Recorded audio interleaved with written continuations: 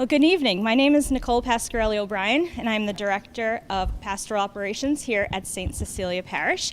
And I'm thrilled to welcome everyone for what is certain to be an interesting and informative presentation by our parishioner and friend, Sebastian Gomes.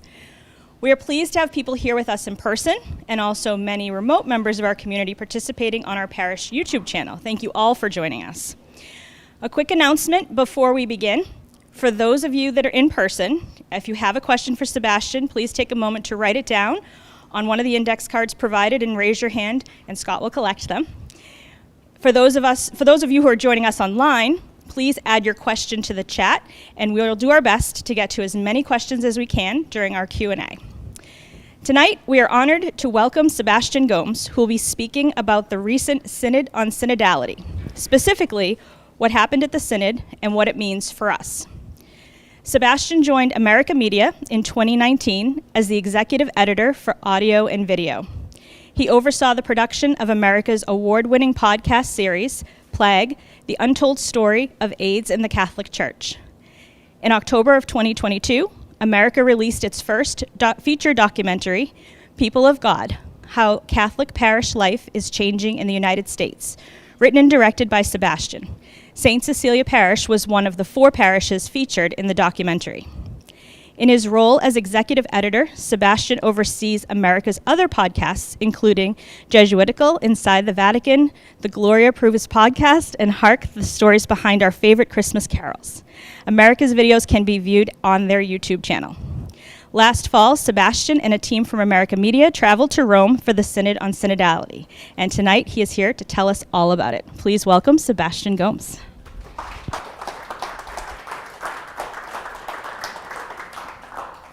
Thank you, Nicole. Just a quick mic check. Everything sounds good. You can hear me online okay, and everybody in the hall.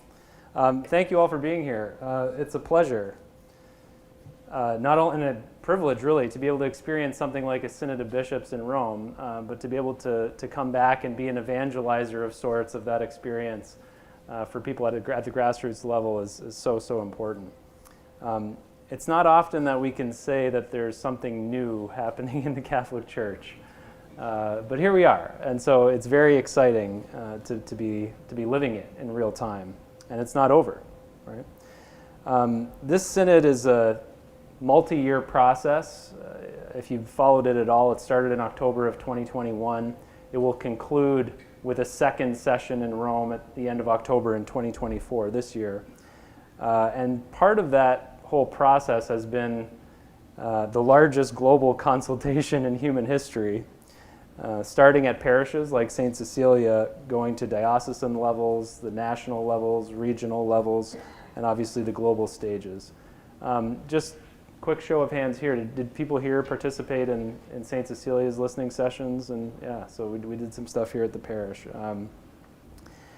Absolutely key learning for me, and this is something that I hope you'll take home with you, is that this whole thing, this Synod on Synodality, is not about particular issues, right? It's about how we are going to become a synodal church. How are we going to walk together? How are we going to live out the mission of the church together? How do we make very difficult decisions together? How do we involve Catholics in decision making, especially women? How do we keep communion without imposing uniformity? How do we stay united in spite of our sometimes very different ways of thinking about the church and living the faith? Now, all of us, if we're invested Catholics, we're serious about our faith, we probably have answers to those questions ready to go, right? I know how to fix the church. I've been thinking about this for a long time, or I've been struggling with this for a long time.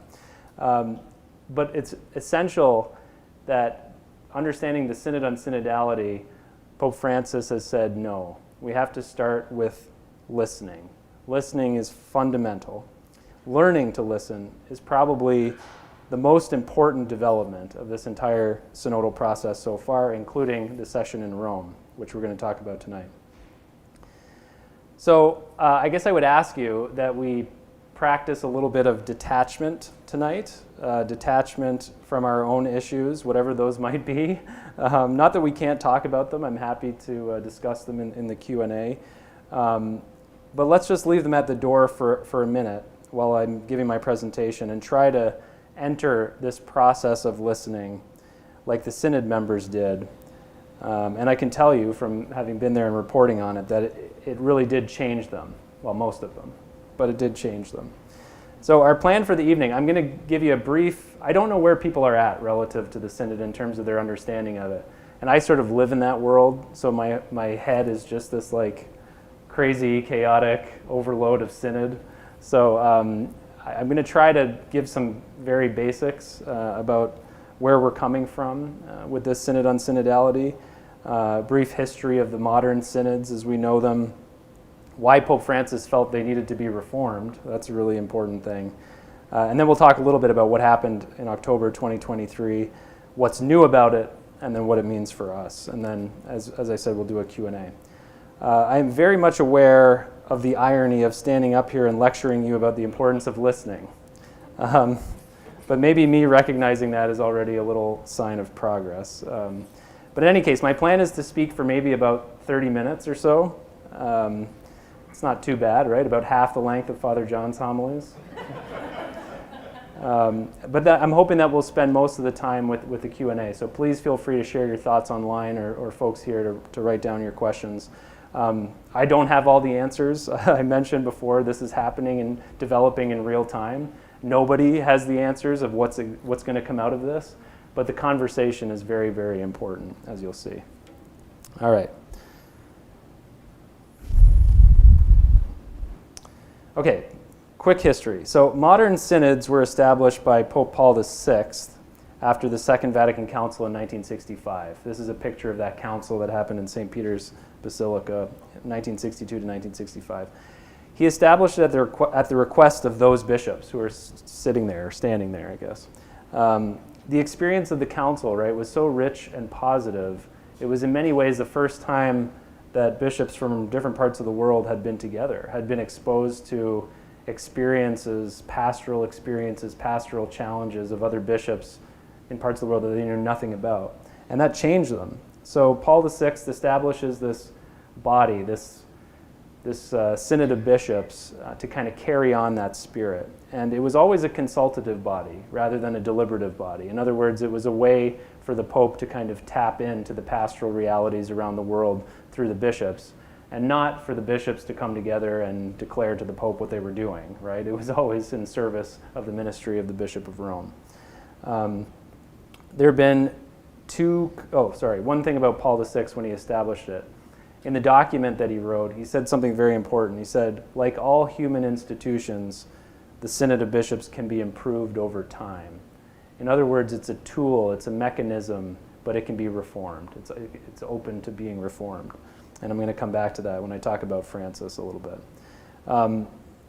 Since then, so we're talking the 1960s, we've had a mix of what are called ordinary synods, which are large synods with a large sampling of bishops from all over the world dealing with a bigger topic like justice in the world or evangelization or the family or priests or the Eucharist. The most recent one before this one was young people, a synod on young people in 2018. Then we have extraordinary synods or special synods, which have focused more on particular topics or regional areas, bringing fewer bishops together. But for example, the one I like to use in 1985, there was a synod on Vatican II, on the Second Vatican Council, to talk about, where have we come in 20 years? But that actually ended with a proposal of a catechism, right? So many of us will know the catechism. We reference the catechism all the time in different ministries that we're involved with.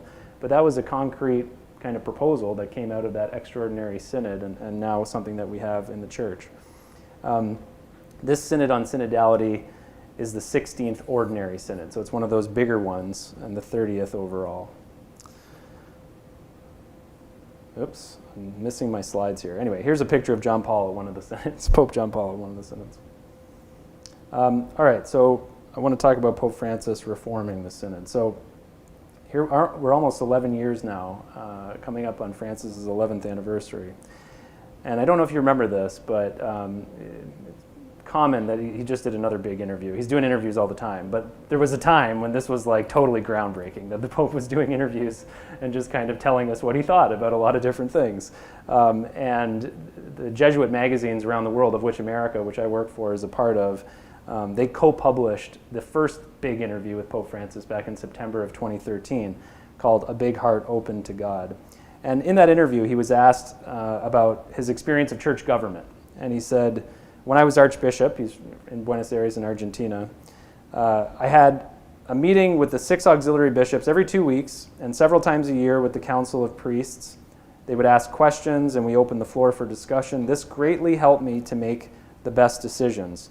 But now I hear some people tell me, you should not consult too much, you should just decide by yourself. But instead, I believe that consultation is very important. The consistories of cardinals, or the meetings that the Pope has with cardinals, the synods of bishops, which we're talking about tonight, are, for example, important places to make real and active this consultation. We must, however, give them a less rigid form. I do not want token consultations, but real consultations. And then he said, we must walk together, the people, the bishops, and the Pope. Synodality should be lived at various levels. Maybe it is time to change the methods of the synods of bishops, because it seems to me that the current method is not dynamic. So, right from the very beginning, Pope Francis has had this synod thing in his mind and in his heart. And he clearly was not quite happy with the way that it was going. So he's set out over the last 11 years to reform it. I'll give you one concrete example that we know. It's no secret, but I've been to multiple synods. I was at this last one, but I was also at the synod in 2012 on new evangelization, and the synod on the family, the 2-part in 2014 and 2015. And I've actually talked to cardinals and bishops who had been at previous synods before Francis came around, who had very important things to say, said them, or were planning to say them, and then a cardinal or a Vatican official would pull them aside and say, no, we're not talking about that. That's off the table. So that's pretty interesting, right? That the Pope would call the bishops together to actually talk through a very serious and in many ways complex pastoral problem, and then say, no, certain things are off the table. So Francis has removed that completely. One of his big goals is to try to create a kind of a safe space, a holy, sacred space for people to be able to say whatever they want. If you're a baptized Catholic who's interested in participating in that baptism and the mission of the church, you have something to say and you're allowed to say it. Okay. A few months later, that was in September 2013 when he made those comments. A few months later, he published Evangelii Gaudium, which is really his blueprint kind of document for his understanding of his mission as Pope, but also the future of the church in the 21st century and what evangelization needs to look like. And he said in that document, I do not believe that the papal magisterium, meaning his own, the Pope's teaching office, should be expected to offer a definitive or complete word, this is a quote, a definitive or complete word on every question which affects the church and the world. It is not advisable for the Pope to take the place of local bishops in the discernment of every issue which arises in their territory. In this sense, and I have this bolded in my script here, I am conscious of the need to promote a sound decentralization. Right? And so again, from the very beginning, he's thinking we're too centralized as a church, right? We sort of look to Rome too much for the answers to all of our questions. And maybe we need to start thinking, how do we take how do we empower the local churches? Local bishops, but part of the local church is also the people. It's not just the bishop, to kind of take up these challenges and make some decisions, choose some paths for themselves. Obviously still in communion with the Vatican and everything, but again, there's a need to kind of change the way our modus operandi as a church, right? The final thing I want to mention just about Francis reforming this whole thing is clericalism. This is really a thorn in the Pope's side. He's sort of allergic to clericalism because he sees it as this rampant disease in the church. And for those who don't know, I mean, clericalism, it's a technical word, but basically it's the idea that the clergy, right, priests, deacons, bishops, cardinals, popes, are superior or privileged or above the rest of us, the rest of the community, not accountable to the community. So there's a kind of a separation that takes place, right? And this manifests itself in a lot of different ways, in many ways very subtle, but also in very dramatic ways. And I'll just mention one because it's relevant to this whole, where he's at right now in this process of pushing the church toward a more synodal model. A sexual abuse crisis in Chile, in Latin America, really came to a head when Francis visited that country in January of 2018. This is a snapshot of our podcast. We did a special episode last year in March for Francis's 10th anniversary on our Inside the Vatican podcast. And one of the things we looked at was this particular crisis, because it was a very big learning experience for Francis. He was not well informed about the whole situation. He went through a sort of conversion experience through the whole thing, listening to survivors. And through that experience, eventually it led to all the Chilean bishops going to Rome and meeting with the Pope, all of them submitting their resignations to him. He accepted some of them, he didn't accept all of them, so that whole story is fascinating in and of itself. But through that experience, right after that, Francis started talking about synodality a lot more, and he connected clericalism with the need for greater synodality, meaning the need for not just clerics to be in charge of the church per se, but having everybody who's baptized be an active or even proactive contributing member and leader, protagonist in the mission of the church, right? So he really, I don't know how to say it, he sort of like kicked it into high gear with synodality after, it was about the summer of 2018 when all of this started to happen, right? So I suggest you go and listen to the episode. Another plug for America. Okay, so here are just the bullet points of what I just had said about why this is being reformed. The synods need a less rigid structure and process. We need real consultation in the church. We need to decentralize from the Vatican. We need to empower every baptized person in the mission. We need to root out clericalism. All right, this is a picture of the synod from this past October. All right, so what happened? I want to talk about the process, the structure, and the methodology of the synod. And I'm laughing because that is so boring. But I'm choosing not to talk about, at least in this part of the presentation, we can talk about the particular issues when we do the Q&A or the conversation. But I want to focus on the process and the methodology because I'm convinced that it's the key to understanding what happened and what is happening. The method for the conversation was calculated, meticulous, and rigorous. All the people who participated, the 364 or so people who were voting members of the synod, were exhausted by the end of it. So it was quite the experience, but it worked. But it might not have worked. So it was a little bit risky in the sense of the methodology that was introduced, but that's mostly what I want to share with you tonight. Going back to the consultation phase, I think this is also really important. 2001 to 2024, it started with a questionnaire that came from the Vatican, right? Synod on Synodality. How do we become a synodal church? That questionnaire came down to the local churches. We met in parishes like St. Cecilia. We did listening sessions. We sent a report to the diocese. The diocese collected those, sent a report to the bishops' conference. The bishops' conference synthesized all that, sent it up to Rome. In Rome, this is in October 2022, they gathered, synthesized all that from around the world, sent a document back down to the local churches. There was a whole continental phase where like all of North America was like dissecting that and then talking about it and doing more listening sessions. And then that went back up to Rome about a year ago now. And then the Synod office in Rome created what's called a working document. The word is instrumentum laboris, but a working document that the people who would gather in Rome in October were going to like use as their springboard for the conversation. Now that seems like a crazy like web, but the most important thing is they're introducing this principle of circularity, and that the communication between the Vatican and the local churches is not one-way communication any longer.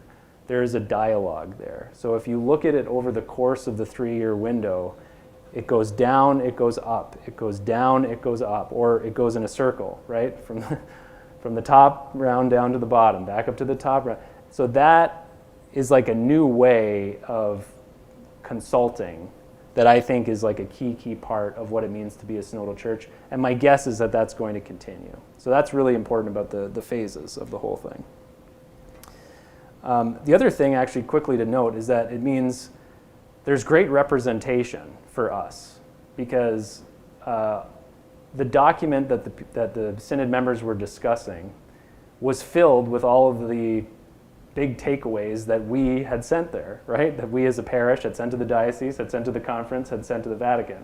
So in many ways, the voices of the faithful were heard, right? Were there. The questions that were being asked, the topics that were being discussed were our topics, were our questions, and that's really important. I mentioned there were 364 voting members, and for the first time, that included women and lay people. That was another development in this whole experience. I tell people there were 51 or 52 women present, which is about the same number of cardinals who were present. So you had cardinals and women, about 50 of them, who were there voting. They were assigned to 35 round tables, which you see here, and each table was made up of about 10 people. And this is another thing I want to point out that's very important. I don't know, it might be a little bit far. I don't know if you can see it, but I have a little before and after here. So from the time the synods were established after the council until October 2023, the synods looked like that on the left. So there's a picture of Pope Benedict sitting at the head table, so to speak, and it's an amphitheater, right? So you have, and I don't know if you can make it out, but if you can look at the colors, you see the first row is like cardinals, and then the bishops start and they're purple, right? And then if you go up maybe 10 rows, you start to see people wearing clerics, so those are like the priests and the religious superiors, and then above them, they're a little bit blurry, and way up in the bleachers are the few lay people who would participate in that type of thing, right? So, versus the round tables that we have for the first time this year. This is really, really important. One of the people who designed the methodology, who I had a chance to interview when I was in Rome, told me that there was a huge battle over this. So this was like groundbreaking at the Vatican, that we would like move the synod out of this amphitheater model and go to a round table model. But what do you, like, just thinking about it, right? What does it look like on the left? It looks like a lecture hall, right? It's the type of conversation that happens when there's a professor dictating to the students what they need to learn, right, for the final exam. When you have a table, and you can see even Francis is at the table himself, this is more of a conversation where everybody around the table has an equal say and an equal voice, right? So that was a huge, huge change. Structure of the month. I was going to say don't be overwhelmed by this, but it's okay if you're overwhelmed by this, because it's kind of overwhelming. This is what the month actually looked like. So they started off, if you look on the left-hand side there's gray, right? They started off with an ecumenical prayer vigil. Then they went away for a 3-day retreat. That was also a first. Usually the synods start with an opening mass, and then they go right into the conversations. 3-day retreat of all the members who just had to like shut down, be with each other, get to know each other, icebreakers, all that stuff. Some very powerful, I don't want to say lectures, but the retreat was led by a couple of people. One of them who gave his retreat addresses in English was Father Timothy Radcliffe, had a huge impact on this synod. So if you're interested in like the spiritual angle of like what happened at the synod, look up Father Timothy Radcliffe's retreat addresses during the synod, and he gave some of those in that 3-day retreat at the beginning. Then an opening mass. Then this is how the month broke down. So it's small, but it was really divided into 5 sections. It looks like 3 with the colors, but it's really 5. So it started with segment 1, synodality. What is it? What does it mean to be a synodal church? Then the second segment was on communion. The third one was on mission. This is all in the middle blue area. The fourth one is on participation. And then the fifth module or segment of the month was on conclusions and proposals. So this is where the final synthesis report, the team who was drafting that got together based on everything that had been said and worked on this final synthesis report. So stay with me on this. They're in each module, right? So we have, for a synodal church, communion, mission, participation, each of those are different modules. For each module, there were 5 questions that the synod addressed. Each round table was given 1 question to discuss during each module. So the members could indicate which question they wanted to discuss, and then they were assigned to a group in their language dealing with that question. So let's say I'm at one of those tables. That means I'm talking about one of 5 questions about communion. So for example, one of the questions was, how can a synodal church, in that communion module, how can a synodal church make credible the promise that love and truth will meet, right? So if I'm thinking, okay, what does it mean to be a synodal church? We're talking about the truth. We're also talking about love, unconditional love. How do we teach both truth and love? And where is that complicated? And where is that received and not received? And what's the tone and the way we have to do that and that type of thing?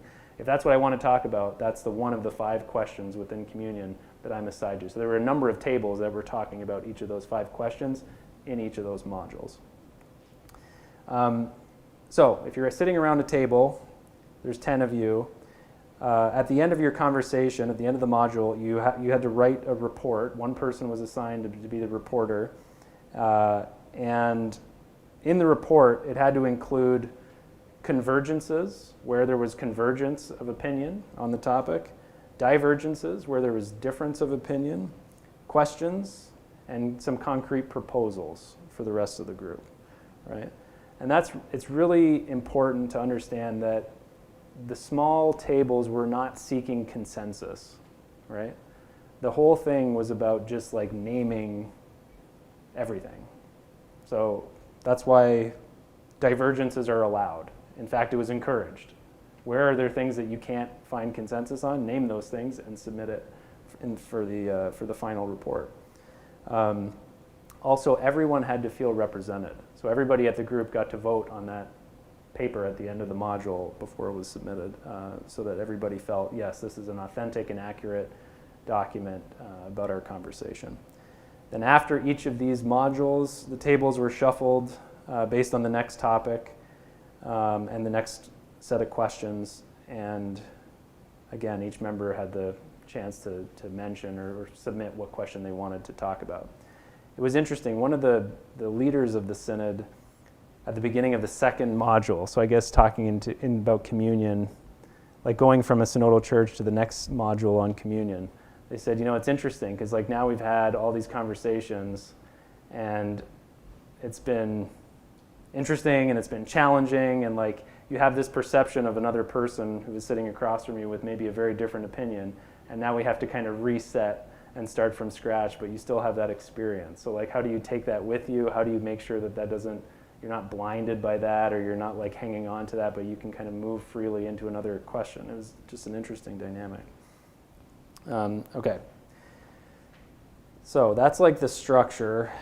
What did they actually do at the tables? And this is the handout that I gave you. And if there's one thing that you can take away from tonight, I would say take this practice of conversation in the Spirit with you. This is the method that they followed. So let's just go through it kind of briefly, and then I'll point out a couple of things that are important. So let's say we have a very difficult topic we want to discuss, right? You begin with personal preparation, prayer, discerning on your own, reading the Word of God, trying to reflect, right? Putting in the time as an individual in what you're going to bring to the table. Silence, prayer, listening to the Word of God. So we're sitting at the table, and now we're taking the Word and listening. Each person takes turns speaking from his or her own experience and prayer, and listens carefully to the contributions of others. So every person around the table got to speak. So I would get 2 minutes or 3 minutes, whatever it is, to speak, and I wasn't allowed to be interrupted. So I spoke, then someone else spoke, then someone else spoke. And every 3 or 4 people, they would pause for like 2 or 3 minutes of silent prayer. And that was like a groundbreaking experience for a lot of people. If you think most of the people there were bishops, so you're at your table, it's still predominantly bishops, and it's maybe like a couple of lay people, a couple of women. But we heard from some of the members, it was fascinating. I mean, there was a moderator at each table, and there were reports that some of the moderators, like a bishop would like interject or something, and the moderator would have to say, "No, bishop, it's not your turn to speak," which is probably like the first time that a bishop has ever been told, "No, it's not my turn to speak," right? Now, most of the bishops, they talked very positively about this experience, right? It was new for them, but they talked very positively about it. But that already is like quite something, right? That everybody at the table has an equal say. So my time is just, as a layperson, is just as valuable as your time, bishop. and that's the way we're going to do this. So that, again, was built into this methodology. So silence and prayer after a few people speak. Then the next round, making space for others. From what the others have said, each one shares what has resonated most with him or her, or what has aroused the most resistance in him or her, allowing themselves to be guided by the Holy Spirit, right? So you're not, let's say somebody says something that you disagree with. You're not like rebutting that. You're saying, okay, here's what I heard you say, and that like really resonated with me, or here's what I heard you say, and what's the word they use? Aroused resistance in me, But again, it's a non-confrontational methodology, right? It's very precise in trying to create spaces where it doesn't become a conflictual thing, but we're really training ourselves to listen to one another, right? And then, so then again, everybody gets to go around, and again, without interruption, they get to give their responses. And then the last part, building together, finally together we dialogue on the basis of what emerged earlier in order to discern and gather the fruit of our conversation in the Spirit, recognize intuitions and convergences, identify discordances, obstacles, new questions, allow prophetic voices to emerge. It is important that everyone can feel represented by the outcome of the work, right? So this is what they did over and over and over again with the questions that they were given through those different modules that I showed before. At one point, Cardinal Hollerich, who's a cardinal from Luxembourg and was appointed by the Pope to be the kind of general moderator of the Synod on Synodality. So he sits at the head table with Francis. In one of his addresses to the General Assembly, when everybody was gathered for a general session, he said this, and I'll just read the quote because I think it's very telling about this methodology. While working to accomplish this task, we have always to keep in mind that a synod is not a parliament. In a parliament, politicians will discuss text A proposed by the majority. The opposition then proposes text B. In the best cases, some points of B will be integrated into A, at least until there's a new election and the positions swap. But in any case, it is a narrow majority who decides what the whole population has to accept. Some will feel that they have won, others will feel that they have lost, and they will try to resist. Our discernment in the Synod should not be a battle between position A and B. Through genuine discernment, the Holy Spirit opens our minds and our hearts to new positions, leaving A and B behind. So if you think about what that means, I think like the goal of the journey together, of the listening to each other, of the talking to each other in this kind of way, is to say, yes, like I'm coming in with my own position on this, position A, but can I open myself enough to the possibility that there's a position C? I know that you're representing position B and I'm position A. Maybe there's a position C out there. And that's like pushing us all to think beyond the kind of categories that we often devolve into, right, when we're having these difficult conversations. So I thought that was a very insightful quote from Cardinal Hollerich. Okay, I'm going to go quickly to some quotes from the final synthesis report, and then we'll open it up for conversation.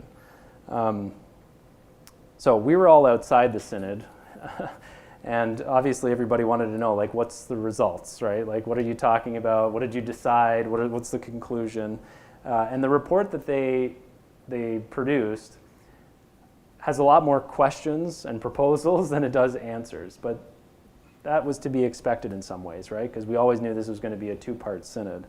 And we can talk more about the specific proposals that came out of that and the specific issues afterwards. But apart from that, I suggest you read the entire document. I want to just read you a few quotes from that 40-page synthesis report that I think capture the experience of having lived it, of the people who actually went through it. So here's a quote from, and by the way, the final report, it's 40 pages, I don't know how many paragraphs it is, but on the final day they actually voted. They read the whole thing aloud and they voted paragraph by paragraph, the 364 voting members. And if a paragraph doesn't achieve a 2/3 majority vote, it's axed from the final report. But all of them were accepted. All of them received the necessary 2/3. And in most cases, like overwhelming majority, right? So here are a few quotes just about the experience. We want to share that it is not easy to listen to different ideas without immediately giving in to the temptation to counter the views expressed, or to offer one's contribution as a gift for others and not as something absolute or certain.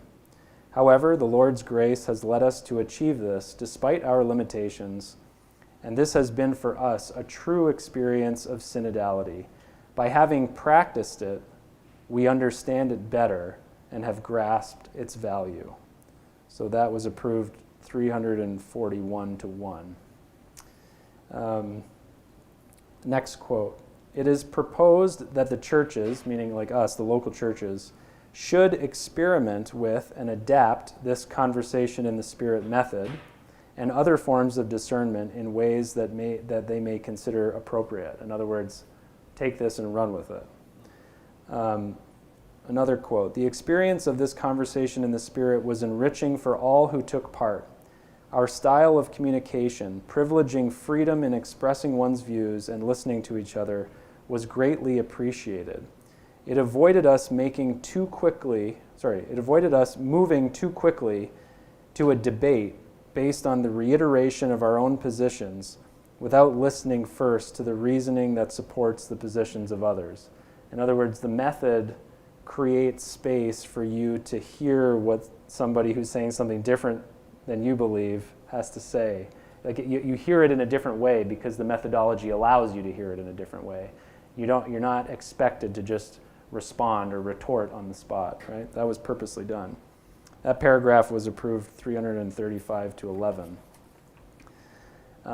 Another quote, this basic approach creates a context that enables careful consideration of matters that are controversial within the church. So by doing this, we can actually talk about things that are very controversial in the church. I think, as I mentioned before, I mean, it was the experience of some bishops and cardinals. These are bishops and cardinals who would go to Rome and say, no, we're not allowed to talk about that. So that's now off the table, right? With a method like this, we can actually discuss these difficult, controversial issues.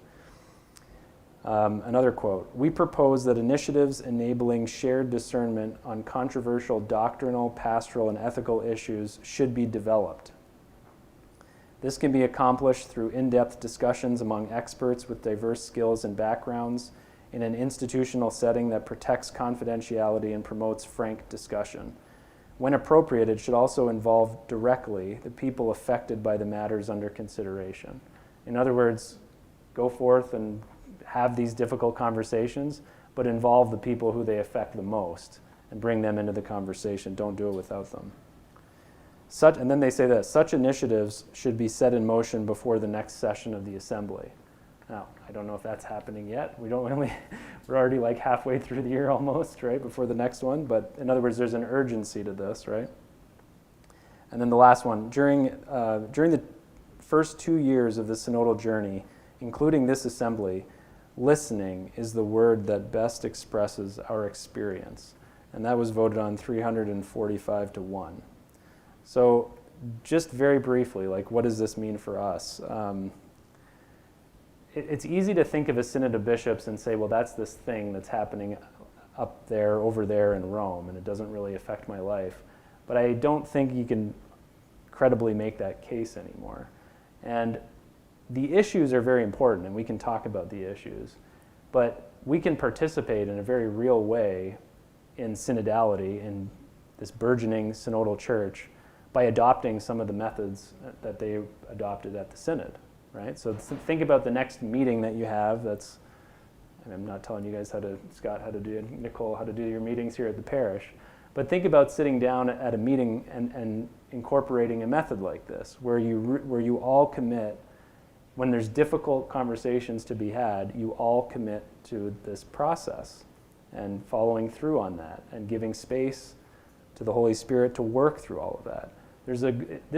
It's calling for a high level of maturity, right? Spiritual maturity, ecclesial maturity for all of us.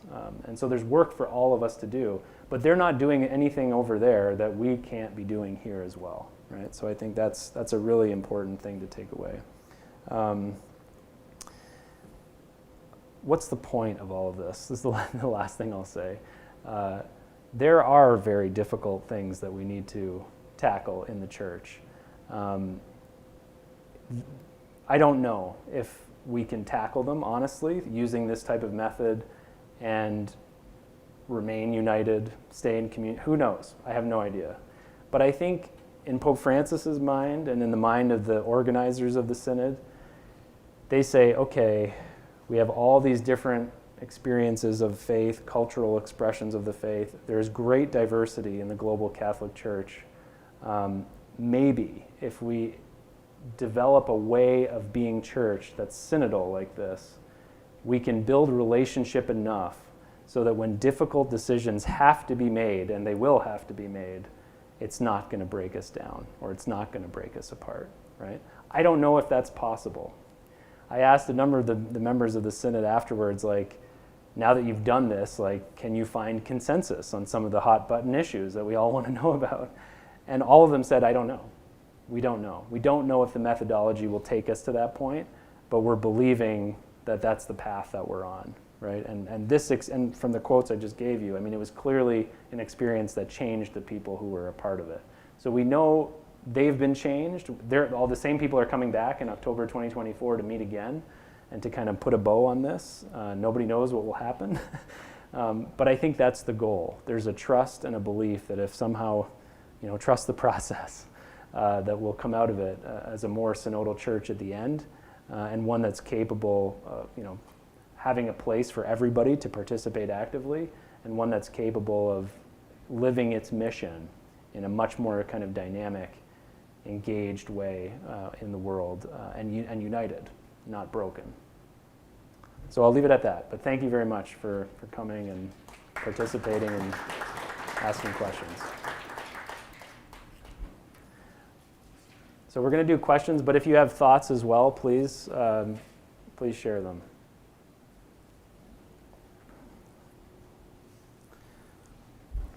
What can those of us in parishes, dioceses with no interest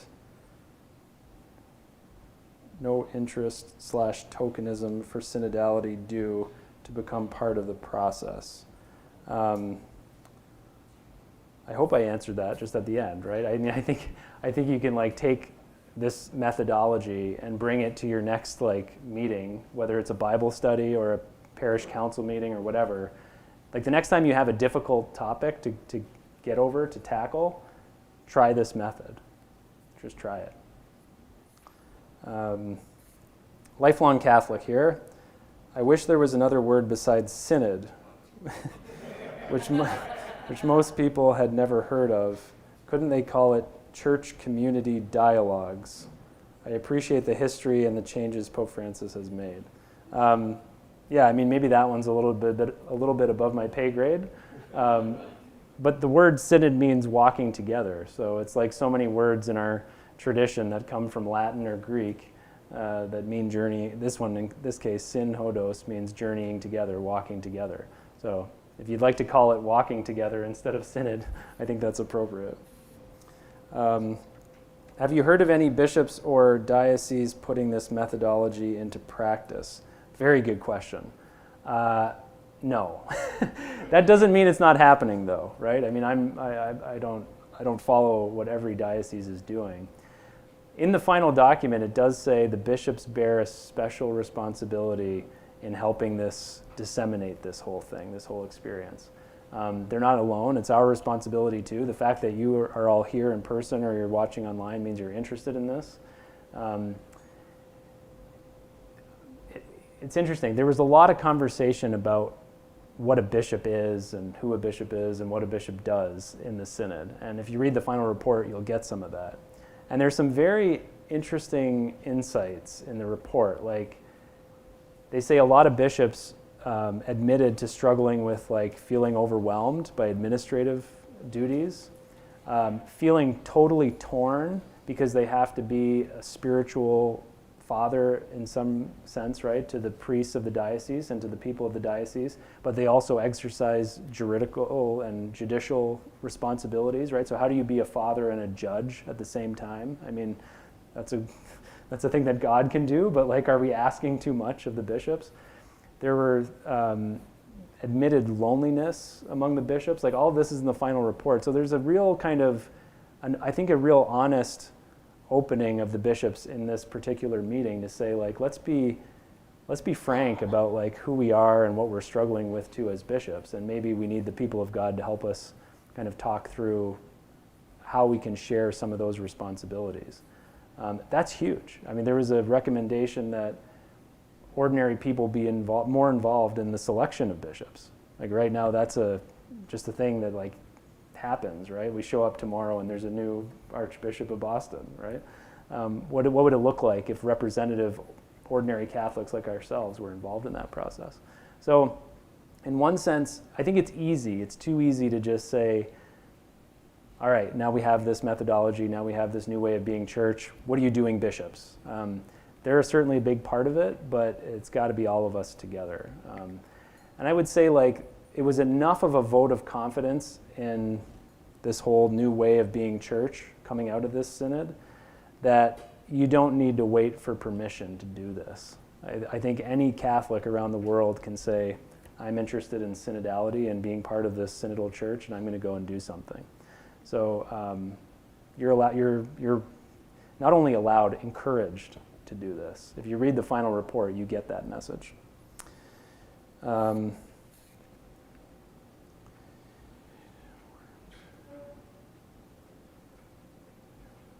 don't know, I can't read this one. Do you know what this says, Scott?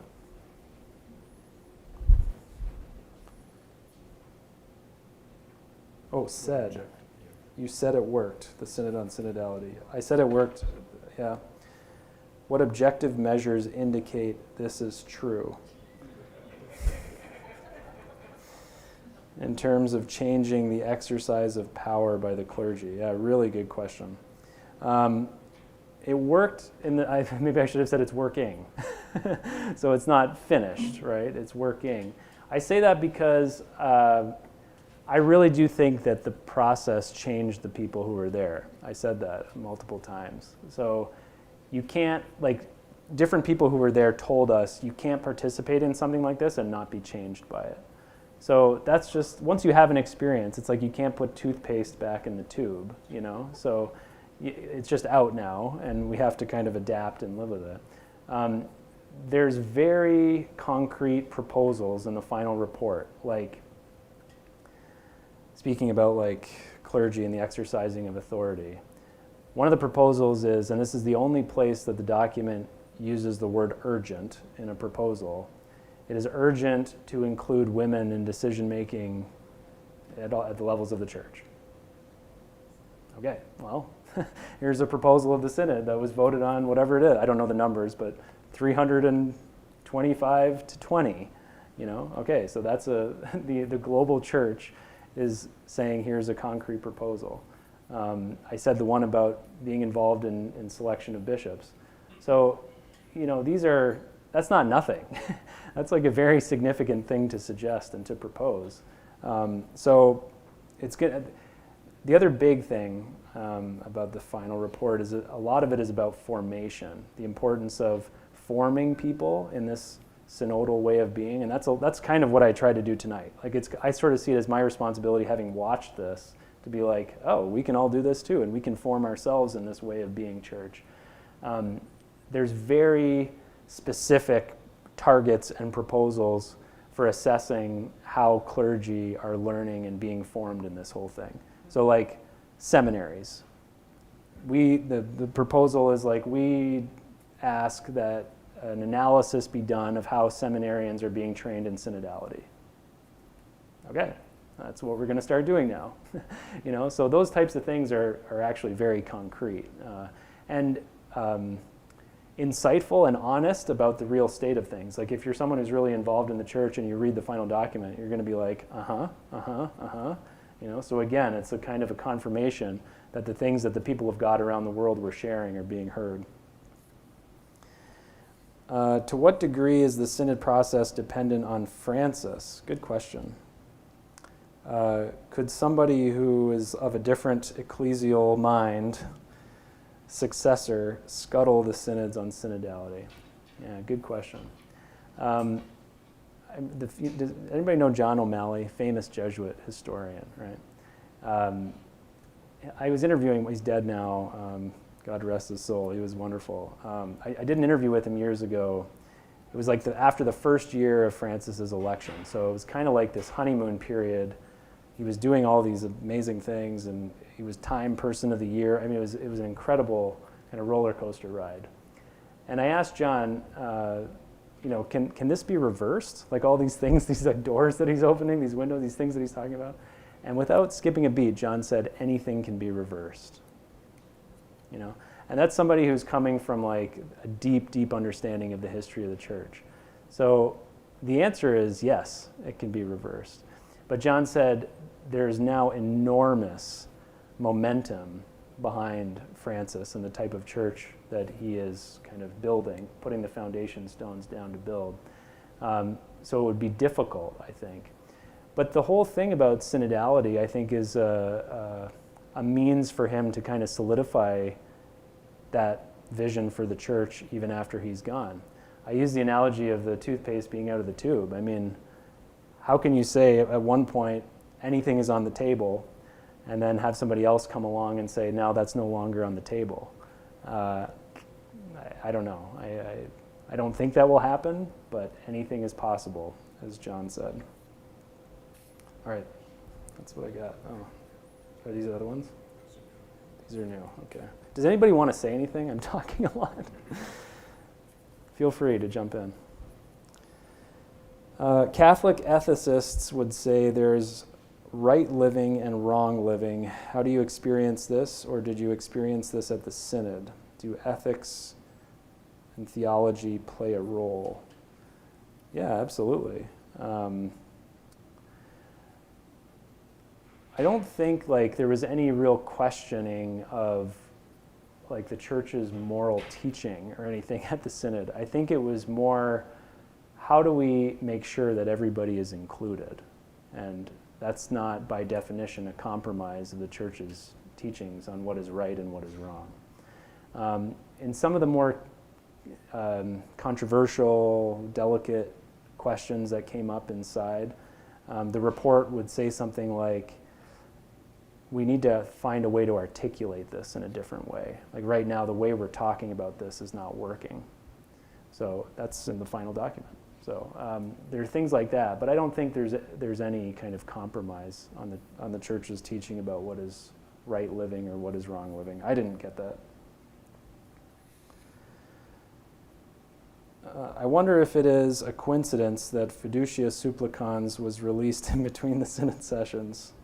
Yeah, good question. I wonder how this fits, given the lukewarm reception among some American bishops and local churches. So, Fiducia Supplicans is a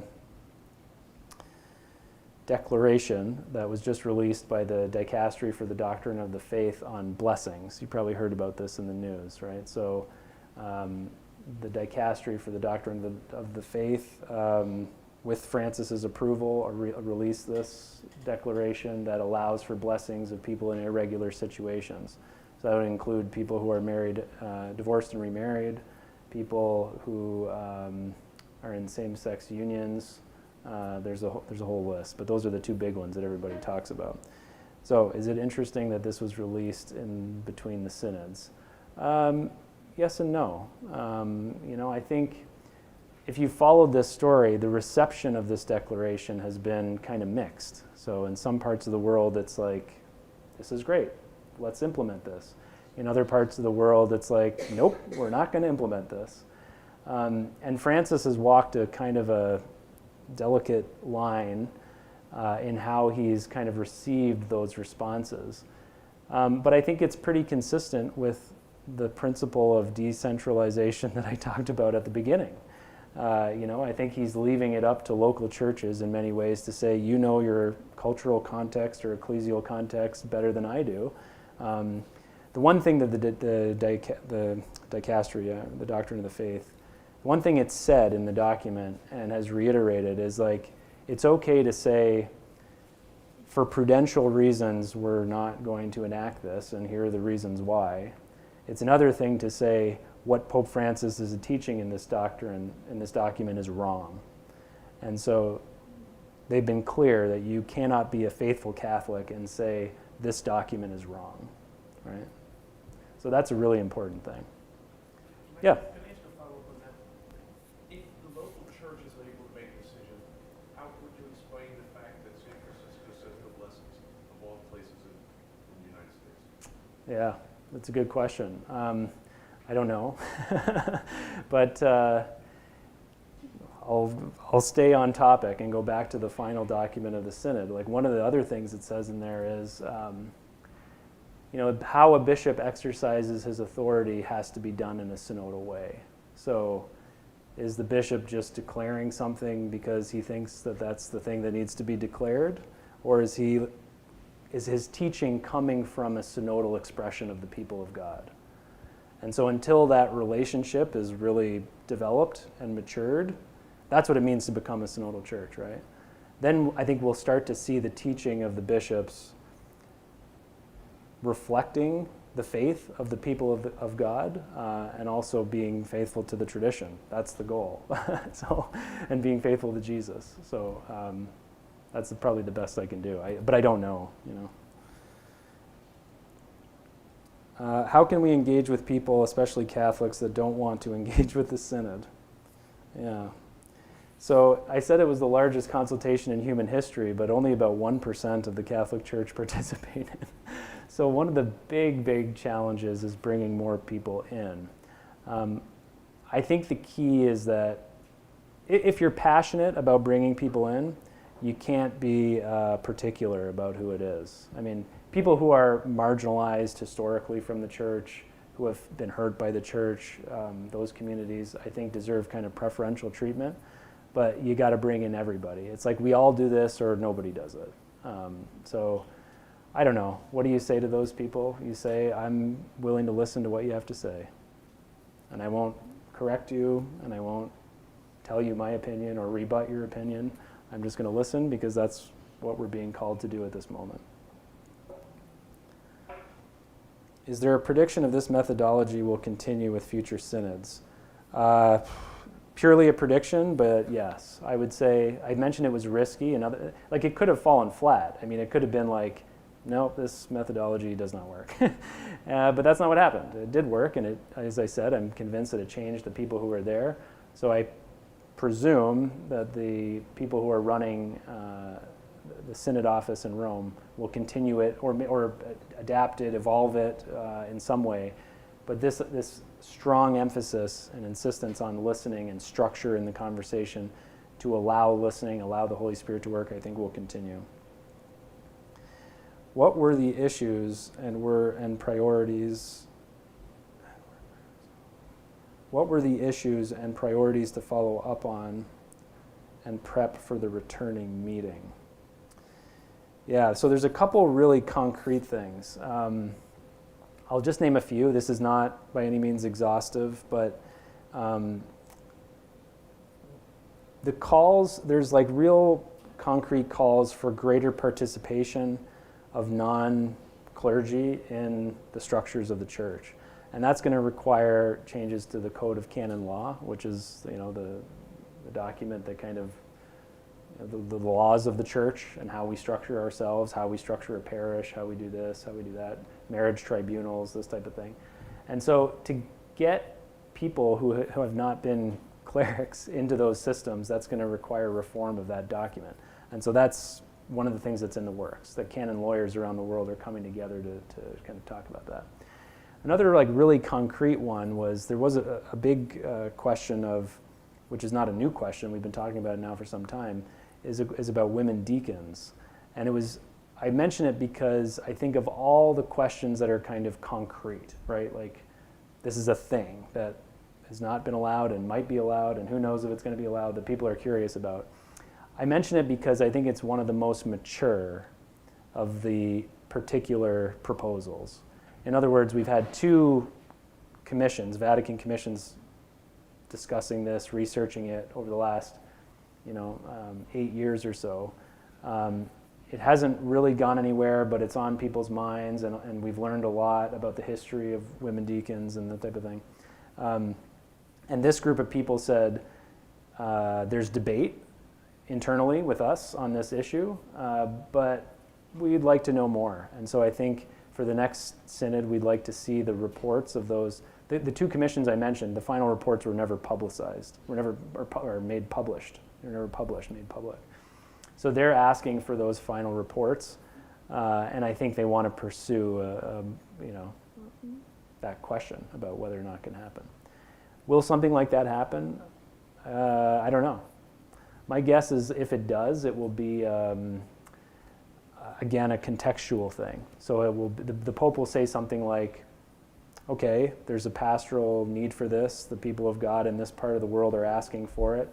We'll leave it up to the bishops' conference in that country or that region to decide if it's a pastoral necessity. But that is pure speculation on my part. I have no inside information on that. But that's an example of another very concrete issue that is being discussed. How are lay people and religious people selected? Yeah, good question.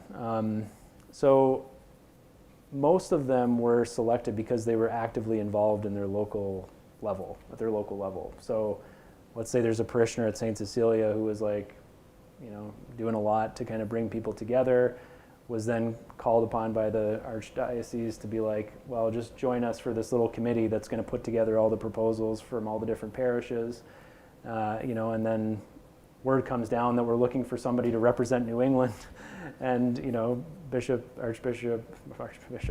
Cardinal Sean says, oh well, Bill of this parish here, he's done a lot of work. Let's offer his name, and then they're vetted and then approved by the Vatican. So that's how it happened. It's mostly people who were actively involved at the local level, and then the Pope appointed some of his own. He's the Pope. He appointed some of the people that he wanted. The religious, you said, and religious. So it's a little bit different because the religious communities have different structure, but I think they're selected from the Union of Superiors General, which is like an umbrella organization of religious communities around the world. How are we doing on time? 7:45. Okay, so about 15 minutes. I don't know where I started. Ethicist, so I did that one.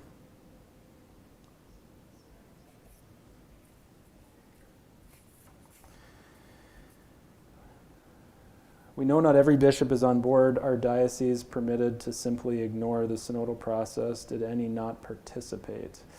I think there would be a couple. I won't name them that I would imagine would not be participating, but around the world, there's probably a couple where the bishop is like, no, we're not doing this. Are they permitted to? I mean, I don't think so. I think it's like the call is pretty clear that you have to, that this is the direction that we're going in. What that means, like, are there going to be consequences for that? I have no idea. Like I said, though, I think anybody can feel safe participating in this now. This is no longer a thing that you need to ask permission for.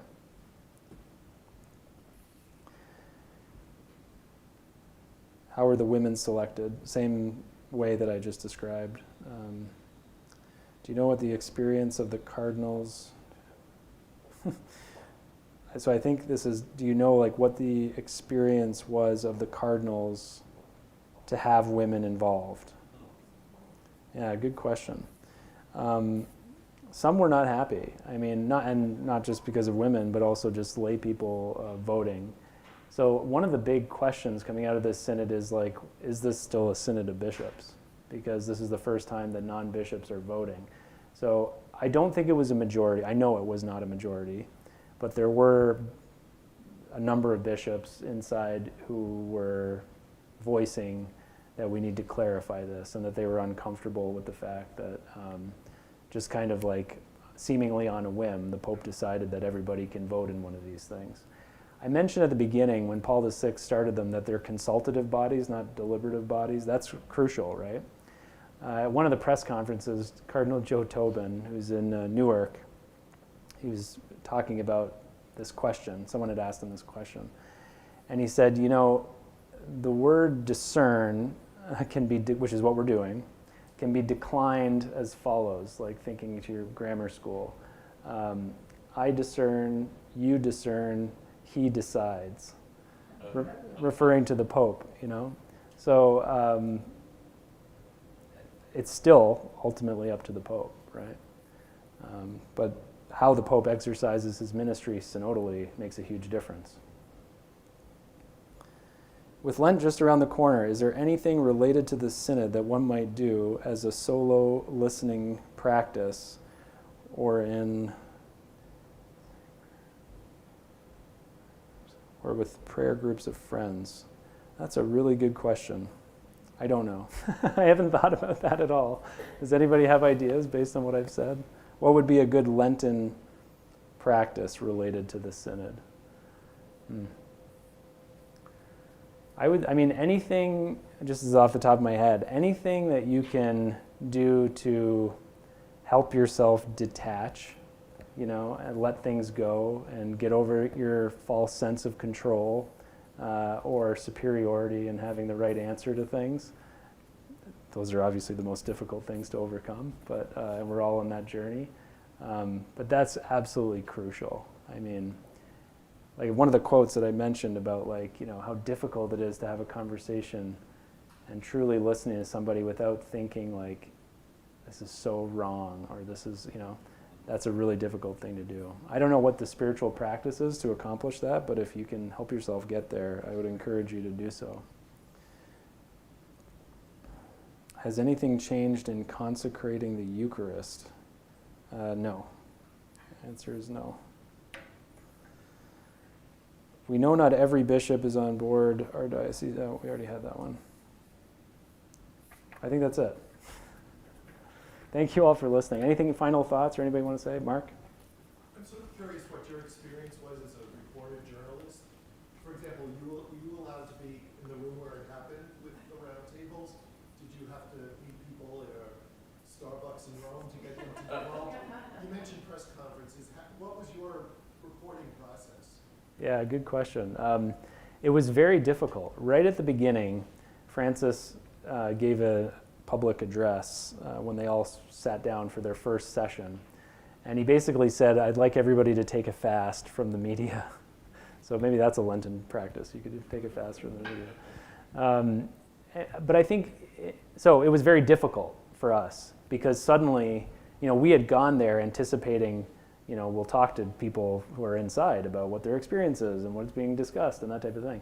And Francis, we knew he was leaning in this direction, but he said categorically, after we had spent thousands of dollars on flights and hotels, in the first session, that people should be very prudent about who they speak to or how they speak about what's happening inside.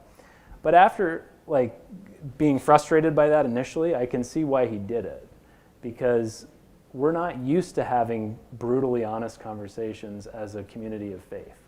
We're just not. We're very immature. So I think he just felt like he needed to create a safe space for that to finally happen. And so that people could like be confident that, you know, you could, if you wanted, pour your heart out about something, and you knew that the people around that table were going to trust that, right? Or that they would keep that confidential. So that was the goal. We were talking to a lot of people off the record. I have great admiration. I mean, I'm biased, obviously, but great admiration for the journalists who covered it, because there was a lot of things that could be spilled and could have been shared that weren't, because a lot of the journalists are journalists like myself who have a vested interest in the church, because we're believers as well. So there was a great respect that was given, even though we weren't given much information. The press conferences were a little bit frustrating, because we would go and they would bring 2 or 3 or 4 people from inside to the press briefings, and they would get a chance to just say, hey, this is my experience, and it's a lovely experience of the Universal Church, and we're not talking about particular issues, we're just learning how to be synodal. And their answers were almost always this. It was always that, right? It was always that. So that was a little bit frustrating. But we learned enough, people were talking to us and respected the media enough to share stuff off the record that we could paint a pretty definitive picture of what happened.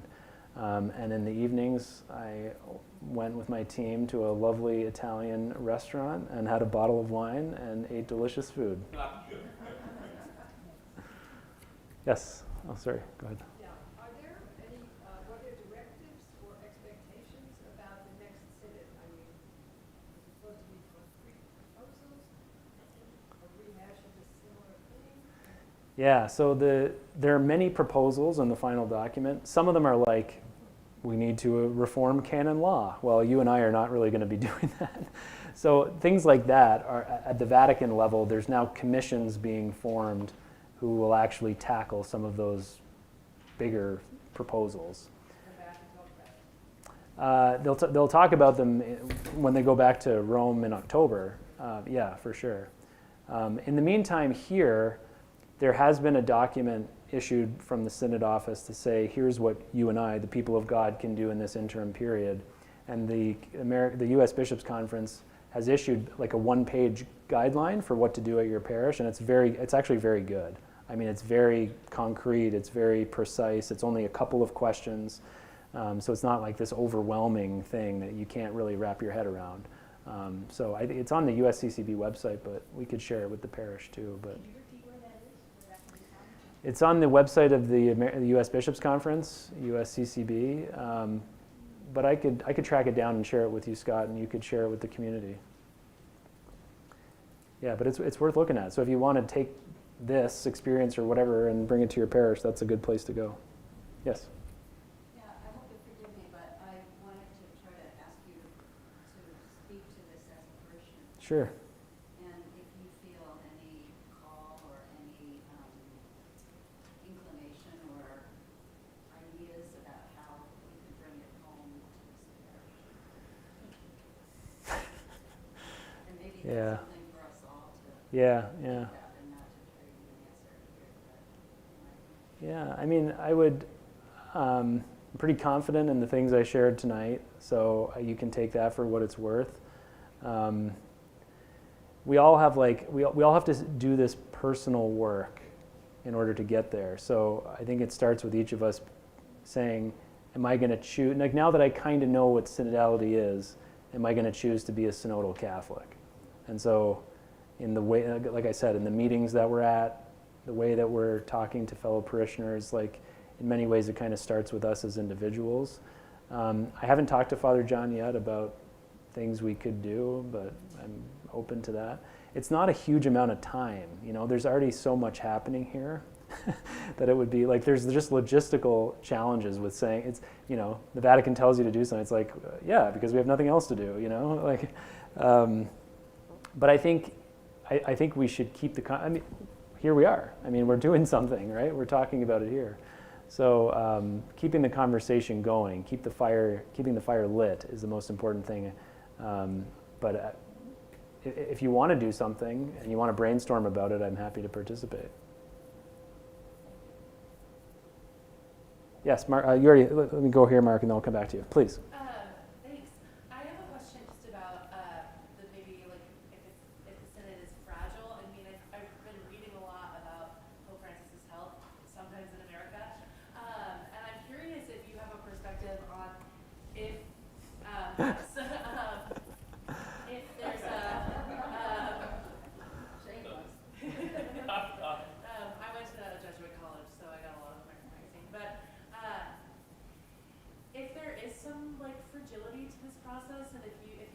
that while you were there? I know that a lot of people are saying amongst like progressive Catholic nonprofits, I happen to work for one of them, that there's concern about Pope Francis's health and the like longevity of the synod.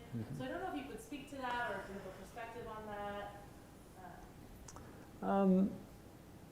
Yeah, I'm like generally pretty positive and hopeful, you know. I mean, I mentioned the thing about John O'Malley, right? So anything can be reversed. So I trust him more than I trust my positive, hopeful spirit. At the same time, like these are pieces that are being put into place that are going to be very difficult to undo. You know, you can't. It's like experiencing something. Like once you experience something, you can't unexperience it. You know. So like maybe the best example of that is like in the gospel, when you meet Jesus, you're changed by it, you know? So it's that level of like awareness that the people of God are having in terms of like what it means to be the type of church that operates like this in the 21st century. And we're quickly seeing like why it's so important, right? Like almost every other institution, communion, country, what's the word I was going to use? Well, it doesn't matter. Continent, you know, whatever. It's like things are becoming polarized, things are breaking down. And I think for us, it's like, well, our mission is really to the world. So are we going to look a lot like all those things that are breaking down, or are we going to find a way amidst our diversity to have an impact, but also to stay united through it, you know? So I'm also hopeful in the sense that like we as Catholics have this like innate attachment to unity, right? We have to somehow stay together. And this is like difficult, it will be difficult, but if we're mature enough in our conversation and we're willing to listen at this type of level and to continue that, I'll be in a relationship with you and you with me and us together that will hopefully be strong enough to prevent that kind of breakdown. Last thoughts? Oh, Mark, yeah, sorry. It seems to me a bit paradoxical to try to be a synodal church if we're still going to hold on to the theory of ontological change and ordination for priests. Yeah. So, you know, deeply embedded in our faith is the belief that priests are a different species. Yeah. So it seems paradoxical to be emphasizing a synodal model given that. Mm-hmm. Do you think that's up for grabs? That we might see? I don't know if I've ever heard around the synod that specific call for like. So the question for those of you online is about the ontological change that happens when a person is ordained as a priest. So this is like a long-standing kind of tradition or like articulation of what happens when a person is ordained. But it has baked within it a kind of a separation, right, from this thing that we were talking about clericalism, like the separation of the priest from the people of God. So I don't know about that particular language, but in the final report and during the synod, there was a lot of talk about the language that we use to say what we believe. And in many cases, it's either does not communicate the intent, or it's like totally confusing, you know? So there was a call to at least evaluate the language we use around things. So I guess you could lump that in with something like that. But that was very real. All right, well, thank you everybody for coming. I really appreciate it. And thank you all for joining online. We'll see you soon.